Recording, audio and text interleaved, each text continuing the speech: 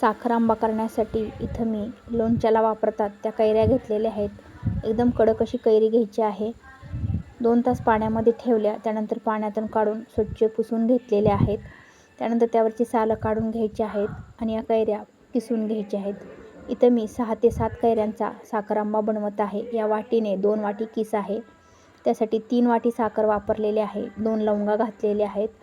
कढई गॅसवर ठेवलेली आहे आणि परतून घ्यायचं आहे. सुरुवातीला साखरेचं पाणी सुटतं, पातळ असा पाक दिसतो. 1 तारी पाक करायचा आहे. त्यानंतर सतत हलवत या साखरेचा 1 तारी पाक करून घेतलेला आहे. गॅस बंद केलेला आहे आणि 5 ते 6 तास कढई अशी झाकून ठेवलेली आहे. 5 ते 6 तासानंतर छान असा पाक घट्ट झालेला आहे. 1 तारी पाक केला होता. 5 ते 6 तासानंतर हा साखर आंबा मी भरणीत भरून घेतलेला आहे.